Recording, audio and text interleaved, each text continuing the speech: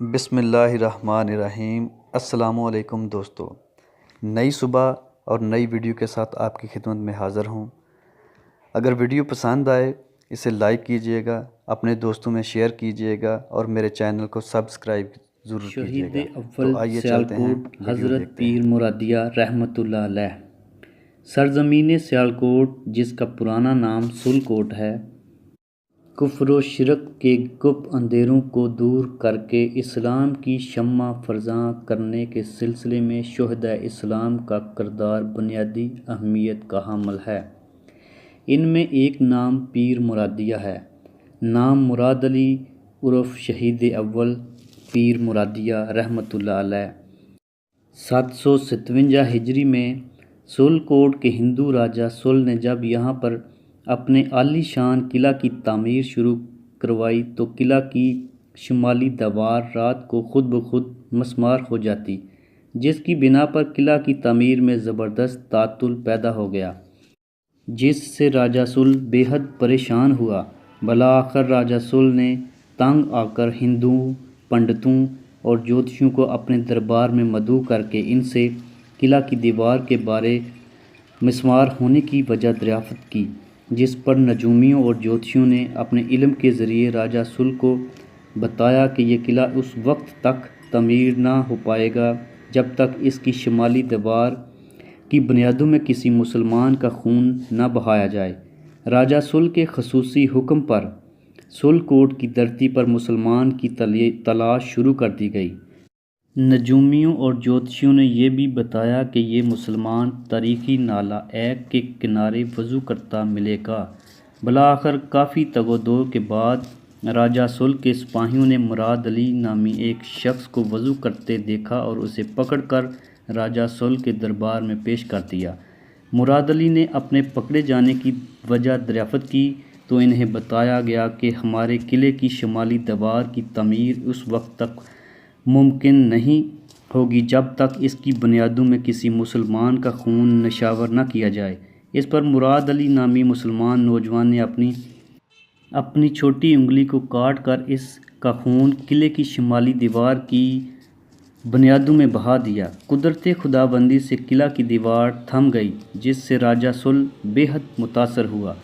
راجا نے سوچا کہ جس مسلمان کی انگلی کے خون میں اس قدر تاثیر ہے، دیوار تھم گئی ہے، تو اس کے سر کو قلم کر کے اس قلعے کی دیوار میں نصب کر دیا جائے تو قلعے کی پوری عمارت کو دائمی تقویت مل جائے گی۔ چنانچہ راجا کے حکم پر مراد علی نامی مسلمان کا سر زبردستی قلم کر کے قلعہ کی شمالی دیوار میں دفن کر دیا گیا، جس سے قلعہ کی تعمیر مکمل ہو گئی۔ آپ کے قتل ناحق کا بدلہ آپ کی والدہ ماجدہ مائی راستی کی درخواست پر شہنشاہ ولایت سلطان الاولیاء سرتاج الصوفیاء حضرت سید امام علی الحق شہید المعروف امام صاحب، جو کہ اس دور میں بسلسلہ تبلیغ دین برصغیر میں تشریف لائے ہوئے تھے اور دہلی میں بادشاہ وقت فیروز شاہ تغلق کے ہاں بطور شاہی مہمان ٹھہرے ہوئے تھے، ہنگامی بنیادوں پر تیار کیے گئے اپنے لشکر کے ساتھ سلکوٹ، جس کا موجودہ نام سیالکوٹ ہے، پر حملہ آور ہو کر راجا سل کو واصل جہنم کر کے اس خطے کو فتح یاب کر لیا۔ سچ پوچھیے تو مراد علی نامی مسلمان کی شہادت کا واقعہ رونما نہ ہوتا تو حضرت سید امام علی الحق شہید کو سیالکوٹ پر لشکر کشی کرنے کی ضرورت ہی پیش نہ آتی اور سیالکوٹ کی کیفیت کچھ اور ہی ہوتی۔ شہید اول حضرت پیر مرادیہ کو قلعہ کے جس مقام پر شہید کیا گیا، وہیں پر آپ کا مزار پر انوار تعمیر کیا گیا اور وہیں حاضری دینے والے اللہ کے کرم و فضل سے اس عظیم ہستی کے وسیلہ سے اپنے دل کی مرادیں پاتے ہیں۔ آپ کے مزار اقدس کے ساتھ ہی آپ کی والدہ مائی رستی کا مدفن بھی ہے، جہاں شب و روز آسمان خداوندی سے انوار تجلیات کی بارش ہوتی رہتی ہے اور یوں حضرت پیر مرادیہ کے مزار اقدس پر حاضری دینے والے ایک عجیب کیف و سرور کی نعمت سے مالا مال ہوتا ہے۔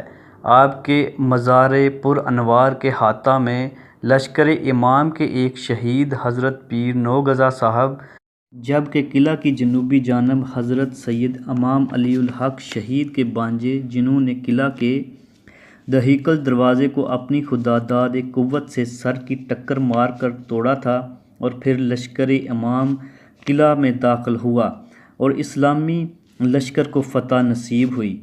حضرت سید سرخ روح شہید کا خوبصورت مزار اور قریب ہی پنج پیر سرکار کا روضہ بھی مخلوق خداوندی کی توجہ کا مرکز بنا ہوا ہے۔ شہید اول حضرت پیر مرادیہ کے مزار اقدس کے قریب کھڑے ہونے سے پورے شہر کا دلکش منظر نظر آتا ہے، جبکہ قلعہ سیالکوٹ پر ہی TMA کے دفاتر، ٹاؤن ہال، تھانہ کوتوالی اور گورنمنٹ کمرشل ٹریننگ انسٹیٹیوٹ بھی واقع ہے۔